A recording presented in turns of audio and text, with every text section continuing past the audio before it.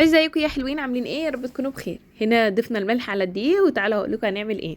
هنعمل شويه عيش سن كده حلوين جدا جدا، عيش مكانها بس حلو جدا.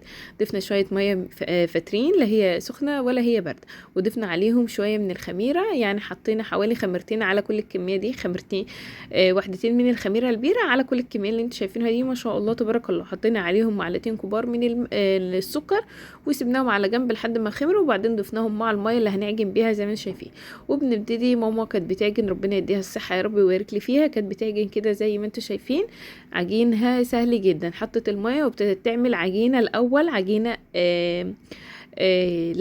لابسه دي، يعني جامده مش طريه مش بتلزق ولا حاجه اهو زي ما انتم شايفين. وبعدين شويه الدقيق اللي كانوا فاضلين على جنب كده عملت فيهم نقره صغيره، وبدات تحط فيها شويه ميه من اللي هي عاملاها، لا هي سخنه ولا هي بارده.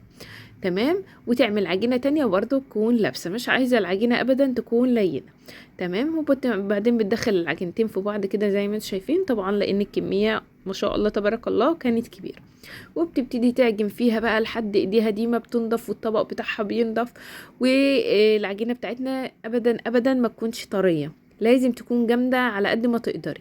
او شايفين هي بتعجن ازاي؟ بتعجن وتلم العجينة، مش بتحط مية وخلاص عشان تخفي الدقيق، لا بتفضل تعجن عشان ما تخليش العجينة بتاعتها طرية.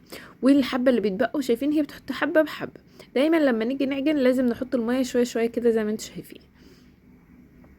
هي ابتدت تمسح بقى طبقها اهو زي ما انتم شايفين، هيبتدي كله يتلم اهو. تبتدي بقى تلتي فيها كده لحد العجينة ما تنعم معاها وتبان كده. تمام اهو شايفين العجينة ابتدت تنعم اهو زي ما انتم شايفين. ماما بقى هتلمها على بعضها كده ونغطيها بمشمع عرض ده اللي هو القماشة اللي بنغطي بيها العجين يا جماعة. تمام. وبنركنها على جنب لمدة ساعة او نص ساعة على حسب الجو لحد العجينة بتاعتنا ما تخمر. بناخدها بقى وننزل كده عند الفرن. هنا العجينة بتاعتنا كانت خمرت اهو ما شاء الله تبارك الله، شايفين شكلها. لازم نغطي بمشمع عشان العيش ده بينشف بسرعة جدا، العجينة بتنشف بتاعته بسرعة جدا وتشقق، واحنا مش عايزين نبل حاجة مية ونحطها عليه. تمام. فلازم نغطي كده بمشمع بيخليه طري. بنجيب بقى للواحد دي اللي احنا بنقرص عليها العجين، بنكوره الكور، بنبتدي ان احنا نرشها بالدقيق كده زي ما انتم شايفين، ونبتدي نقرص عليها العيش بتاعنا. انا بحب يوم الخميس ده جدا يا جماعه، والله يوم ممتع كله خير وبركه. بنبتدي بقى نعمل كور صغيره كده من العجين، ما نحاولش نكبرها عشان ما تبقاش طويله قوي. تمام. لان طبعا احنا بنعمله على المكنه، هتشوفوا كل حاجه خطوه بخطوه. وقومي اعمليه حلو جدا خفيف جدا جدا على السحور. اعملي لو كيلو دقيق سهل جدا. لو ما عندكيش مكنه تقدري تبططيه ويبقى مدور، ما فيش اي مشكله اهو زي ما انتم شايفين. هنخلص بقى الكميه بتاعتنا ما شاء الله تبارك الله الحلوه دي. وطبعا لازم نغطي بعرض ومشمع وعرض. تمام اهو هنشوف مع بعض كل حاجه خطوه خطوه. ده بعد خلاص اهو اول لوح معانا خلاص. بنغطي كده بحاجه بعرض، وبعدين بمشمع. لازم مشمع يا جماعه. لو مش هتحط مشمع تقدر تبلي العرض وتعصريه وتنفضيه جامد وتحطي عليه عشان وشه ما يشققش منه. وبنركنه على جنب على ما بنخلص بقيه الكميه بيكون رفع معانا. هنا اهو بعد ما خلصنا بنظبط المكنه بتاعتنا على 5 زي ما انتم شايفين، وبعدين بنبططه صغنن كده مش بنبططه كبير، وبندخله في المكنه زي ما انتم شايفين اهو. عيش المكنه ده بجد من الحاجات الحلوه جدا والسهله جدا، اسهل من الرقاق بكتير. طبعا الرقاق الفلاحي طبعا كلنا عارفينه، والعيش الفلاحي اللي احنا بنعمله ده كلنا عارفينه او معظمنا يعني. بنبتدي اهو ندخله من المكنه يطلع من ناحيتين، شايفين ما شاء الله تبارك الله. طبعا الفرن بتاعنا شغال قبلها بربع ساعه، لازم يكون الفرن بتاعك سخن، فانا مشغله الفرن قبلها بربع ساعه. انا بقى اللي هقعد قدام الفرن وهصور بيه وانا شغال. تمام. فحبيت بس اصور لكم ماما بتعمل كده عشان لما اقعد قدام الفرن فهنتبه للفرن.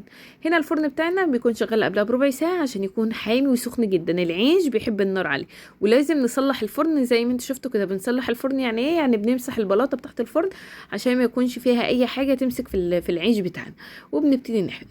لازم الفرن العيش يكون عالي من فوق ومن تحت، بس طبعا من تحت مش هنعليه قوي عشان ما يلسعش، انما من فوق لازم يكون عالي، لان الفرن العيش لو غاب جوه الفرن هيطلع ناشف منك. شايفين ما شاء الله تبارك الله حلو جدا. جماعة العيش السن اصلا يعني دقيق السن ما بيقبش في الفرن، فكده حلوة قوي. تمام، بنبتدي بقى نلففها كده عشان تاخد لون من كل الجوانب. احنا عندنا بنحب العيش يكون احمر شويه، ما بتحبوش في النواره. في ناس بتحب في النواره يا دوب اول ما ياخد همسه كده لون بيجوا مطلعينه. لا احنا بنحبه احمر شويه. وطبعا عايزه ناشف هتطلعي ناشف، عايزه طري هتطلعي طري، يعني القبه دي تطلع ناشف مفيش اي مشكله. هوريكم يعني ايه ناشف وطري دلوقتي لما اخلص. طبعا انا قاعده قدام الفرن وبصور، وانا اللي بصور. شايفين العيش ما شاء الله تبارك الله، ده اول حاجه حذفناها في الفرن، يعني الفرن بتاعنا كان حامي كمان اهو. نبتدي نطلع ونحط، وبين كل مثلا 5 حطات 7 حطات لقينا الفرن فيه دقيق ولا حاجه بنمسح عشان ما يبوظلناش قعر العيش ويبقى فيه سمار كده ومش حلو. تمام اهو. عايزه اقول لكم اسرع حاجه ممكن تعملوها. شايفين ما شاء الله تبارك الله. قوموا اعملوه حلو جدا على السحور، مش هياخد منك وقت ولا مجهود. خليكي شاطره انت وهي، اعملي قرص، اعملي رقاق، اعملي رغيفين عيش، كله حلو. كل سنه وانتم طيبين. طبعا رمضان يعني بنحاول نعمل كل حاجه في البيت، شهر كريم عليكم وعلينا يا رب. شايفين العيش ده طبعا احمر، تقدري تهوتيله الفرن شويه، يعني تطلعيه قبل كده بشويه اهو زي ما انتم شايفين. شايفين كل ما تحطي كل البلاطه ما هتبرد وهتاخد العيش بتاعنا. هنا كنا خلصنا الكميه بتاعتنا ما شاء الله تبارك الله. شايفين شكله عامل ازاي، حلو وجميل. هنبتدي بقى ان احنا نمسحه ونعبيه اكياس ونشيله في الفريزر. وهنا كمان العيش بتاعنا الناشف اللي كنا بنطلعه ده عشان ينشف، تقدري تعمليه فتوته، تقدري تاكليه كده بجبنه وبيض باي حاجه، طعمه حلو جدا جدا جدا، وبالملوخيه. اتمنى ان الفيديو يكون خفيف وسهل وبسيط عليكم. طبعا لو عجبكم الفيديو ما تنسونيش لايك وشير وسبسكرايب، وانتظروني في وصفات جايه كتير، واللي جاي احلى واحلى. دمتم في رعايه الله، باي باي.